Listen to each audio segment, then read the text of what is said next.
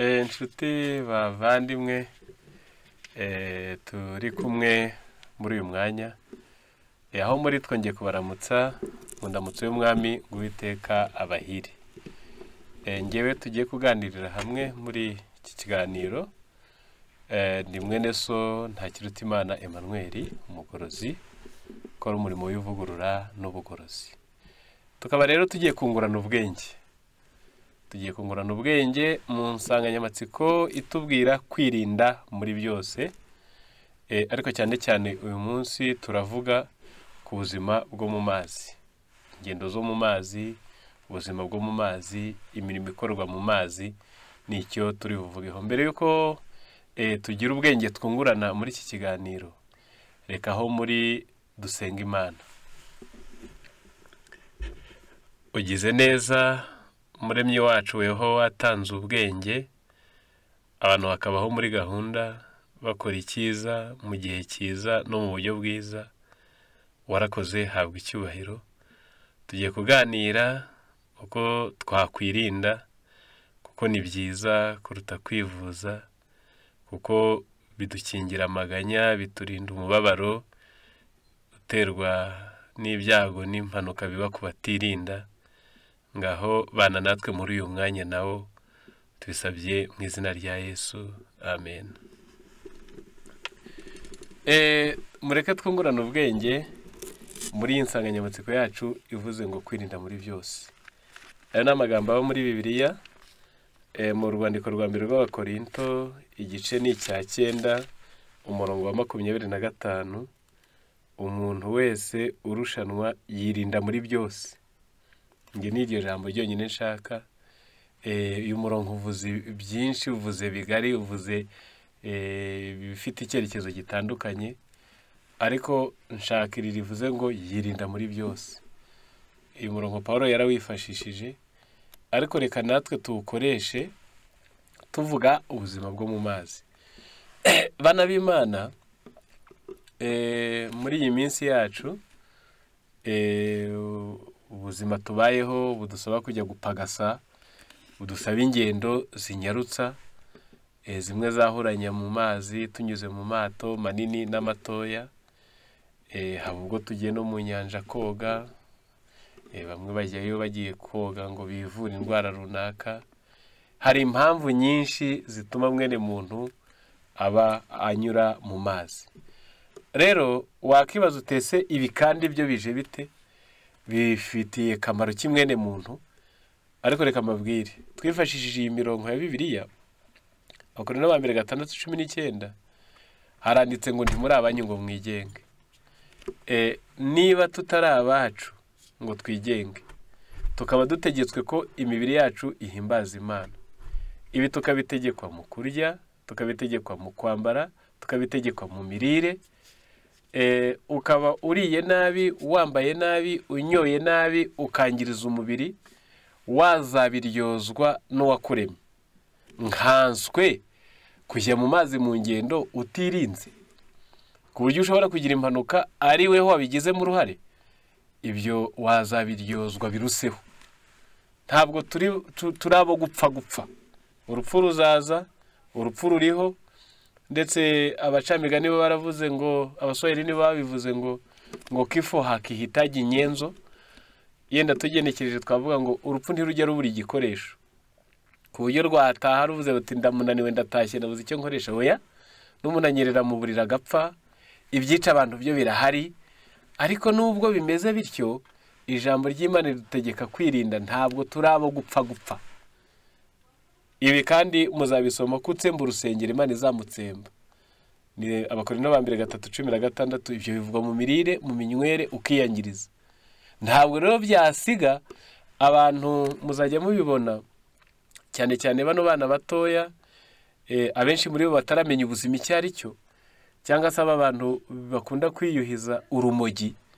Ukabona umuntu ari ku igare ntirigira feri, ubwo ndavuga break, akamanuka ku gasozi gakonkoboka, noneho afite umudendezo nk'aho umuhanda ari wo urimo wenyine, akurikiye imodoka ziri kugenda gahoro, bisaba ngo azidepase, kandi ubwo imbere hari izindi ziri guturukayo, nta gahunda, nta kubitekereza. ubwo buzima bwo kutirinda. Mujya mubona abantu bakunda kugira amasiganwa y'amamoto, ukabona rwose bari kugenda nk'aho basezeye, nk'aho batsindiye isoko ryo kubaho. Ubuzima bwo kutirinda mu kintu icyo ari cyo cyose, iyo wangirije impagarike yawe wabigizemo uruhare utirinze, ni icyaha uzabazwa n'Imana. Kandi Abefeso 5:29 ho haranditse ngo nta muntu muzima wakanga umubiri we, ngo ahubwo yawukuyakuye. Ni iki gituma umubiri wacu ku buzima n'ubundi tubayeho buramo igihe gito, umuntu yumva yabunaganika ku gasozi no kumanga, ntawe ukuyakuye ngo witeho, icyo kibigutera ni icyaha. Rero bana b'Imana muteze amatwi, ibyo ntabwo dushaka kubitindaho. Dufite n'amahirwe, hari n'inzego zibishinzwe zibikora mu muhanda, ubwo ndavuga polisi n'ibindi. Ariko reka twibande gato ku ngendo tugira mu mazi, twibande gato ku buzima bwo mu mazi. Impamvu yose yatuma twambukiranya ibiyaga, imigezi, tuba mu mapisine, iyo mpamvu mureke tuyiganire. Turasabwa kwirinda no mu mazi. Muri insanganyamatsiko yacu turayinjiramo cyane, maze kubabwira ibi bikurikira. Mu bushakashatsi buherutse gukorwa, ariko haciye agahe, kuko hari mu mwaka w'2018, ubu tuvugana hari ibindi byegeranyo byakozwe, hari izindi raporo zakozwe. Byagaragaye ko muri Amerika, mu gihugu cya Amerika, Leta Zunze Ubumwe za Amerika, habaye impanuka zo mu mazi 4,145. Muri izo mpanuka izakomerekeje abantu n'ubuzima bw'abantu ni 2,511. Muri izo mpanuka abantu bapfuye ni 633. Noneho icyo ngambiriye, abo si benshi mu bihugu byacu bya Afurika ahadukikije tureba, mu Kivu, Victoria, ku nyanja y'Ubuhindi, Dar es Salaam, hariya n'ahandi, Tanganyika, ni Bujumbura, cyangwa se abayituyeho Zambia cyangwa Kongo cyangwa Tanzania. Ibi biyaga bito bito duturiye, ibi bihitana abantu barenza abo mvuze.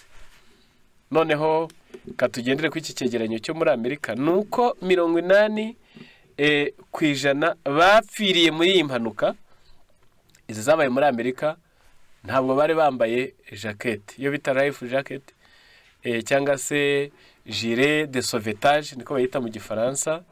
Abaswahili habo ubwo bayise ngo ni boya. Abantu bose bapfiriye muri ziriya mpanuka zabaye muri Amerika, 84% ntabwo bari bambaye, ntabwo bari birinze, ntabwo bari bikingiye. Noneho muri Amerika n'ubundi bagenzuye impanuka zikunda kuba ku basirikare bakorera mu mazi 80, ngo abasirikare cyane batoya bari mu myaka 18 batayirengeje, 87% bose bapfa ari uko bahangaye gukinisha amazi batambaye iriya jacket. Ubwo ku batayizi, ako ka jacket bambara murakabona ku mashusho, n'akantu gatuma uramutse uri mu mazi waba uzi koga cyangwa utabizi utarigita. Ubwo gafite uko gateye. Aba rero aba bana b'abasore 87% abatoya batari bamenya agaciro k'ubuzima, bumva rwose wagira ngo hari urupfu ntirwabakoraho, bazize guhangara gukinisha amazi batambaye iyo jacket. Abakuru nabo 86% nuko byagenze, bazize gusuzugura no kwirengagiza kwambara iyo jacket. Rero ibi mbivugiye kugira ngo mwumve ko burya hari ibintu byoroshye bidasaba kwizera, ntabwo ari gupfukama ngo usaba umwuka wera, ahubwo wari we wese usenga n'udasenga, uzi Imana n'utayizi, abigizemo ubushake wabikora iminsi ikicuma. Kuko urupfu rwo ntirubura igikoresho, ariko ntabwo turabo gupfa, kuko icyo twaremewe guhesha Imana icyubahiro, icyo twaremewe kugira umubyizi mu bacu, icyo twaremewe kugira akamaro igihugu, ntabwo turarangiza umubyizi igihe cyose tutaraba abasaza. Rero reka nongere mbabwire ko buri mwaka amakuru ariho ubu nuko ku isi amazi ahitana abantu 320,000. ariko abatuvuze ni abizo mpanuka zo mu bwato ubunini cyangwa ubutoya. Ntabwo tuvuze mw'ibiza bikomeye nka za tsunami. Ibyo byo ni ibindi, nta burangaza abantu baba bagize, kandi uzi koga n'utabizi birabahitana. Uwikingiye n'utikingiye birabahitana, uwirinze n'utirinze birabahitana. Ntabwo ari ibyo baba bavuze, ahubwo 320 ni abantu bakora ingendo bagize uburangazi, ntibambare imyenda yabigenewe. Noneho mbibutse ko iyo umuntu aguye mu mazi burya iminota 2 irahagije, kuko umuntu afite ubushobozi bwafunga umwuka ntahumeke. Urugero rwa bose bashobora guhuriraho ni urujya gukabakaba umunota. Nubwo hari ababyitoza bakabihangange bakaba bageza ku minota 3, ariko ni igitangaza. Ntabwo iminota 2-3 ubuzima bw'umuntu waguye mu mazi nta mahirwe yo kubaho menshi aba agihari, cyane kuretse no mu mazi ni musozi uhabaye udahumeka ukaba hatari umwuka iminota 3 ubuzima bwawe buba buri kurangira. Rero ibi mu byumve ko mu ngendo tugira turasabwa kujya twirinda, kuko Bibiliya dutegetse ngo uwirinda yirinde muri byose.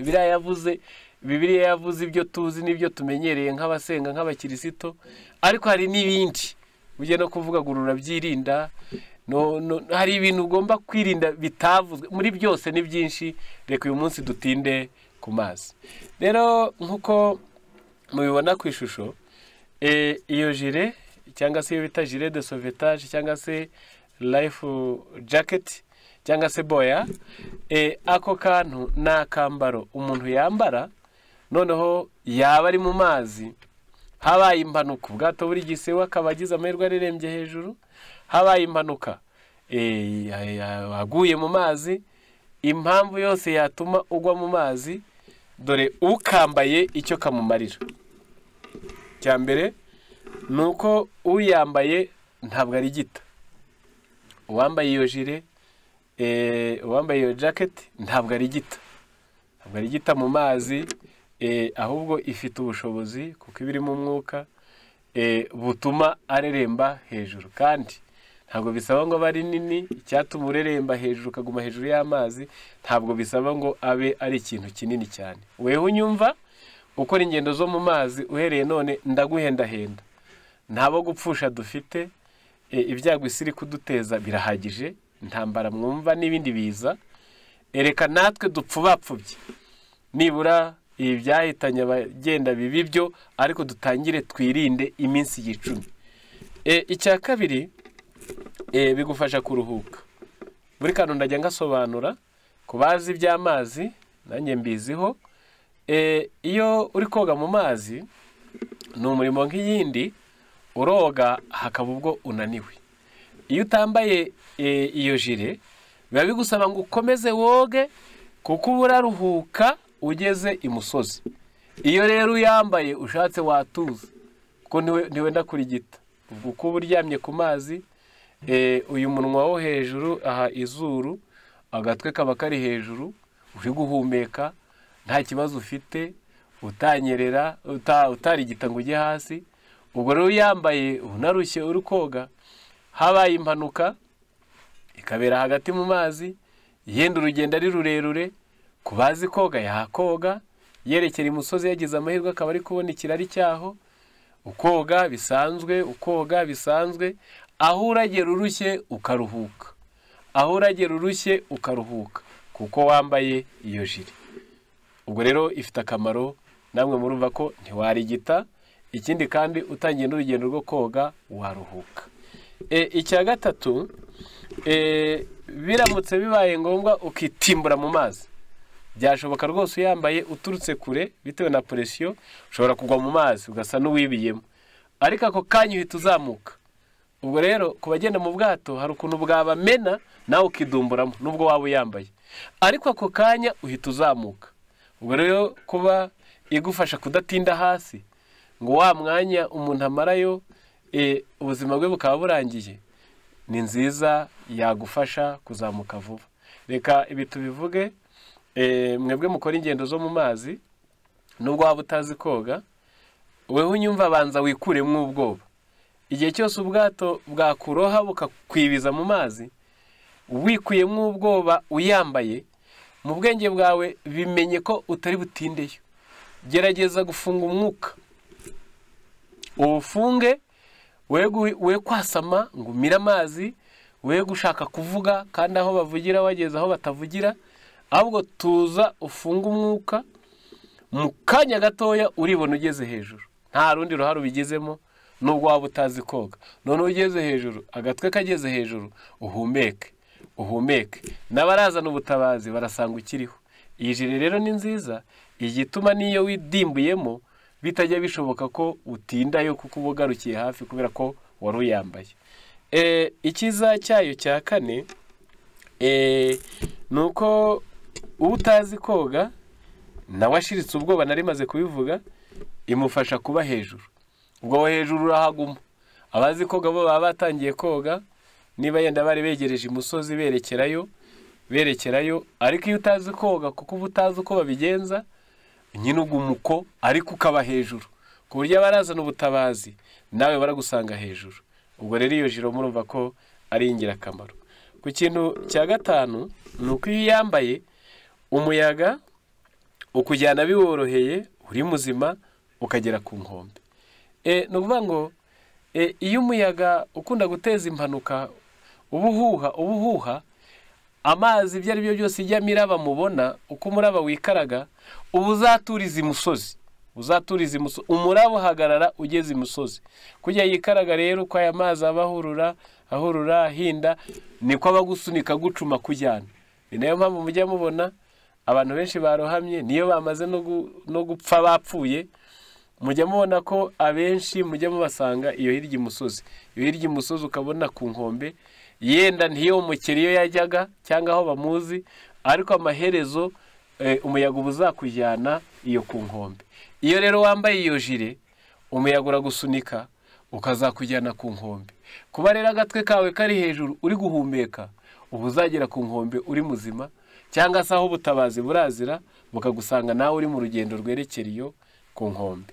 Noneho ku ngingo ya gatandatu ni uko iyi jire yagufasha kongera umuvuduko ku bazi koga. Ubu hari jire zigezweho zikorwa, uramutse uzi koga ukaba uyambaye, wakongera umuvuduko ukirukanka cyane ugataha vuba, ukaba wabara n'amakuru abandi bari bazambaye usize inyuma, ukavuga ibyababayeho kugira ngo ubutabazi bubagereho vuba, kuko we wabashije koga. Hari izigezweho zigufasha rwose umuvuduko ukoga vuba ugenda, ukaba wajya gutanga amakuru. Iyi jire rero ni nziza, nta gisa nayo.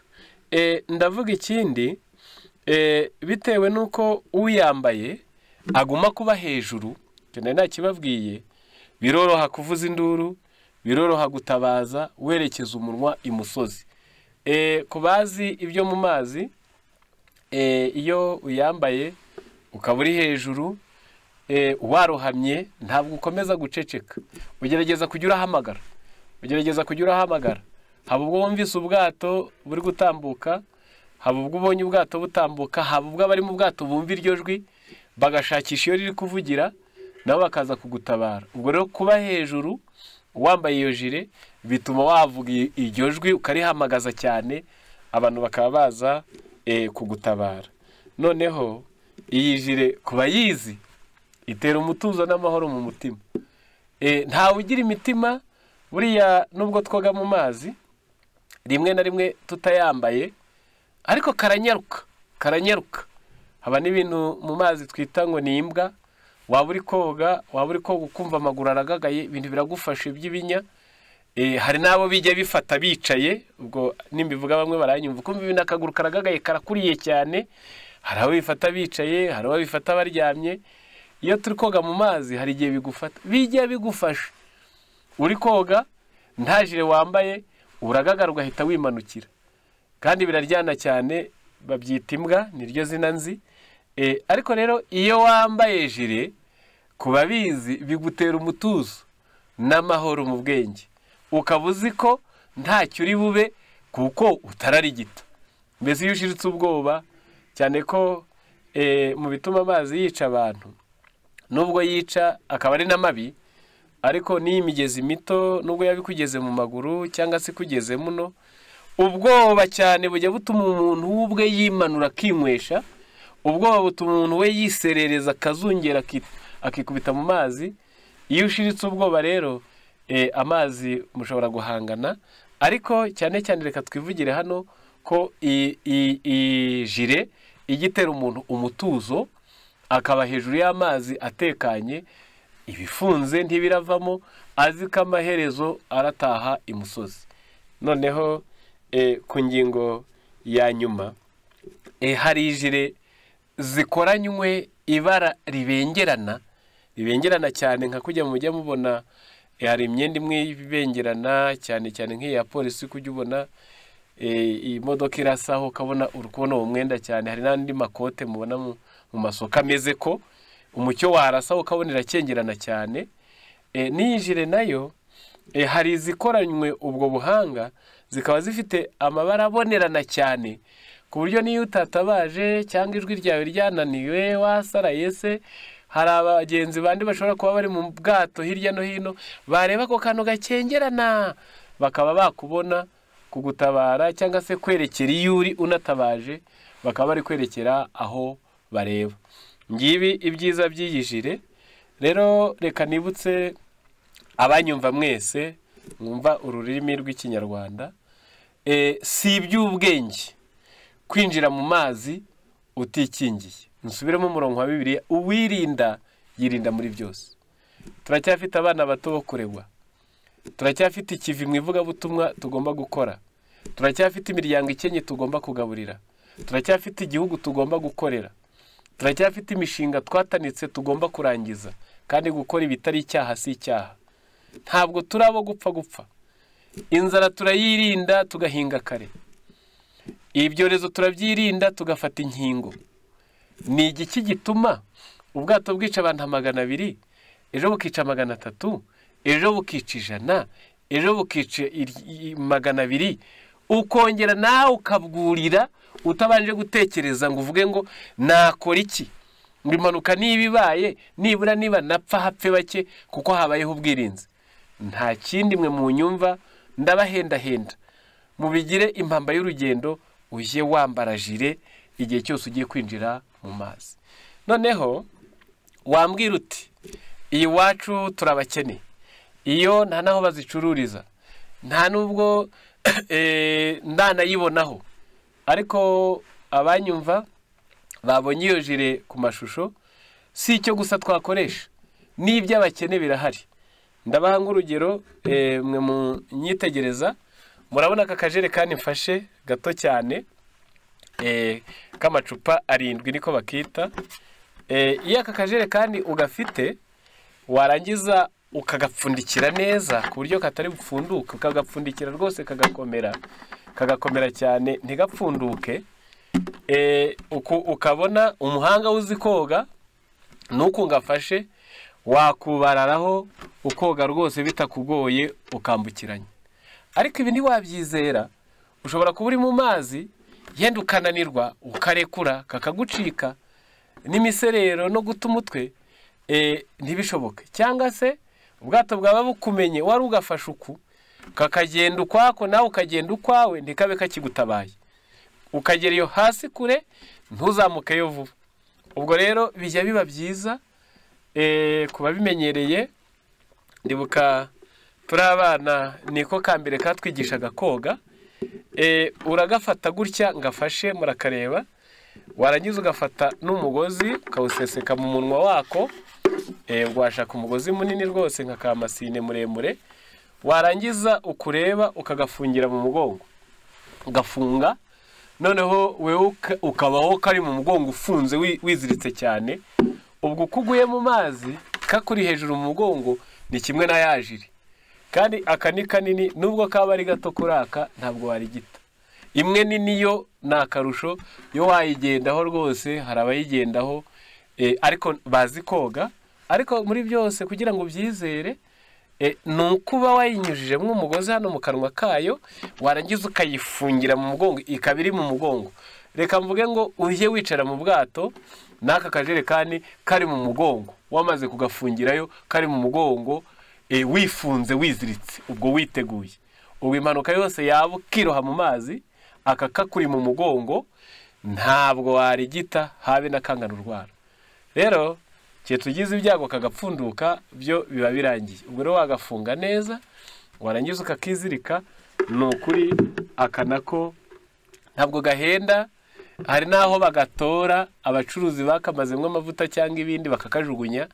Uzagatore nawe ukibikeho, ujye winjira mu bwato bunini cyangwa ubutoya, aka kajerekani wakipfunditse mu mugongo. Ibi ntabwo abantu babikora ngo babure kubona impinduka. Ni ukuri cyane cyane mbwire nk'abantu winjiye mu mazi ntuzi no koga, kandi niyo waba ubizi ntabwo babyizera. Ntabwo abapfa ari abatazi koga gusa, oya, ahubwo aka kantu kiziritse mu mugongo ni ukuri kagufasha nawe ukazagira imusozi, kagakora bya bindi jire yajyaga gukora. Ngaho uragapfundikira neza, ndabishimangira. Uragapfundikira neza, ugashyiramo umugozi ukakizirika mu mugongo. Kari mu mugongo ushobora no kugakururuka kabirindura ukakubararaho, wiberaho hejuru rwose nta kibazo. Nuko aho umuyaga urakujyana, kumwe twavuze kuri jire, nuko ukazagira imusozi amahoro. Cyangwa se abaratanga ubutabazi bagasanga nawe ugihumeka ukiri muzima, cyangwa suzi koga waranyeruka akajya no gutanga amakuru, kugira ngo n'abatanga ubutabazi baze bareba abandi batwambaye batarigise batazi koga, kuko baba bakiri bazima. Nguko uko dusabwa kwirinda mu ngendo dukora zo mu mazi. Mbese bavandimwe, ijambo ry'Imana ridutegeka kurya neza kugira ngo tubeho neza, rikadutegeka kwambara neza kugira ngo tubeho neza, biturinde indwara ziterwa n'imyambarire mibi. Urazi ngo ryaceceka abajya mu ngendo batirinda. Ukamanuka agasozi n'igare ritagira feri, ukamanuka agasozi na moto itagira feri, ukajya mu mazi nta jire nta kajerekani, kandi uzi impanuka zihitana abantu. Ibyo ni uburangazi bwitwa icyaha. Rero nutakunda Imana basi niyikunde, igihe tugiye mu ngendo zo mu mazi twirinde. Noneho nsoza, amazi kuva isi yabaho yisha abantu benshi, ku buryo na Bibiliya mu Byahishuwe 20:13 Bibiliya iravuze ngo Kampere 11, mbona intebe y'ubwami nini yera, mbona niyicayeho n'isi n'ijuru bihunga mu maso hayo, ahabyo ntihaba hakiboneka. Mbona abapfuye, abakomeye n'aboroheje bahagaze imbere y'iyo ntebe. Nuko ibitabo birabumburwa, kandi n'ikindi gitabo kirabumburwa, aricyo gitabo cy'ubugingo.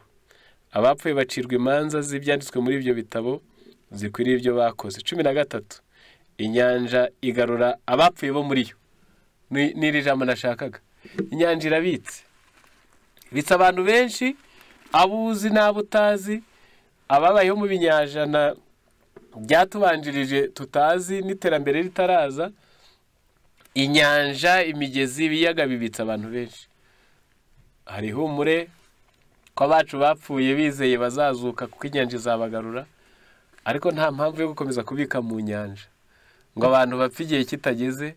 Gupfa byo ntabwo ari ikibazo, gupfa nta nubwo twabikuraho, ariko gupfa byo twabisubika dukoresheje kwirinda mu ngendo zo mu mazi. Ariko hari humure, abaca inyanja yamize izabagarura, ariko twikomeza kubika mu nyanja. Nta mushinga urimo, si n'iby'ubwenge. Unyumva wese uhereye none nabigira indahiro, avuge ngo sinzahangara kwinjira mu bwato bunini butoya, mu mazi, uruzi, umugezi utemba munini, ntambaye jire cyangwa se ntiziritse akajerekani gatoya karinganiye. Ibyo bizatuma ubugingo bwa benshi burokoka, iminsi yicume, umumaro wabo tuwubone, igihugu, itorero, imiryango bibone ababigirira akamaro.